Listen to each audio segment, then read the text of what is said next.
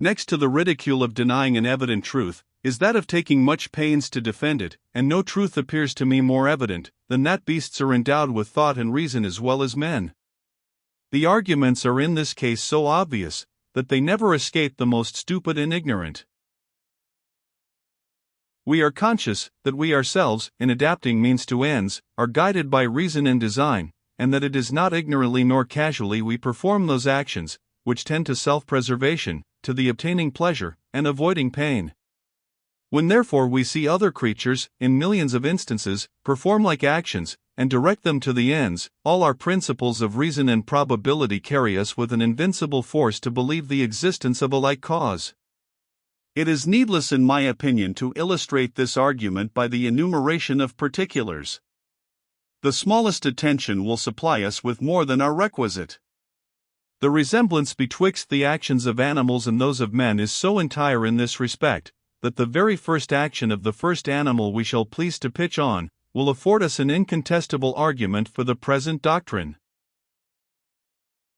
This doctrine is as useful as it is obvious, and furnishes us with a kind of touchstone, by which we may try every system in this species of philosophy. It is from the resemblance of the external actions of animals to those we ourselves perform, that we judge their internal likewise to resemble ours, and the same principle of reasoning, carried one step farther, will make us conclude that since our internal actions resemble each other, the causes, from which they are derived, must also be resembling. When any hypothesis, therefore, is advanced to explain a mental operation, which is common to men and beasts, we must apply the same hypothesis to both, and as every true hypothesis will abide this trial, so I may venture to affirm that no false one will ever be able to endure it. The common defect of those systems, which philosophers have employed to account for the actions of the mind, is, that they suppose such a subtlety and refinement of thought, as not only exceeds the capacity of mere animals, but even of children and the common people in our own species, who are notwithstanding susceptible of the same emotions and affections as persons of the most accomplished genius and understanding. Such a subtlety is a dear proof of the falsehood, as the contrary simplicity of the truth, of any system. Let us therefore put our present system concerning the nature of the understanding to this decisive trial, and see whether it will equally account for the reasonings of beasts as for these of the human species. Here we must make a distinction betwixt those actions of animals, which are of a vulgar nature, and seem to be on a level with their common capacities, and those more extraordinary instances of sagacity, which they sometimes discover for their own preservation, and the propagation of their species. A dog, that avoids fire and precipices, that shuns strangers, and caresses his master, affords us an instance of the first kind.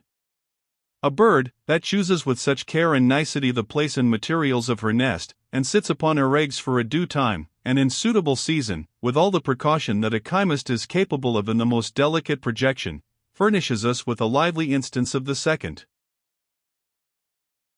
As to the former actions, I assert they proceed from a reasoning that is not in itself different, nor founded on different principles, from that which appears in human nature. It is necessary in the first place, that there be some impression immediately present to their memory or senses, in order to be the foundation of their judgment. From the tone of voice the dog infers his master's anger, and foresees his own punishment. From a certain sensation affecting his smell, he judges his game not to be far distant from him. Secondly, the inference he draws from the present impression is built on experience, and on his observation of the conjunction of objects in past instances. As you vary this experience, he varies his reasoning. Make a beating follow upon one sign or motion for some time, and afterwards upon another, and he will successively draw different conclusions, according to his most recent experience.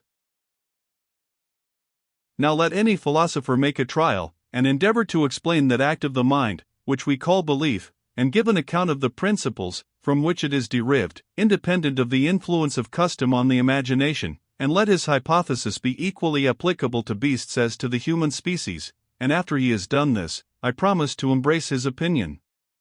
But at the same time I demand as an equitable condition, that if my system be the only one which can answer to all these terms, it may be received as entirely satisfactory and convincing. And that it is the only one, is evident almost without any reasoning. Beasts certainly never perceive any real connection among objects. It is therefore by experience they infer one from another. They can never by any arguments form a general conclusion that those objects, of which they have had no experience, resemble those of which they have. It is therefore by means of custom alone that experience operates upon them. All this was sufficiently evident with respect to man. But with respect to beasts there cannot be the least suspicion of mistake, which must be owned to be a strong confirmation, or rather an invincible proof of my system.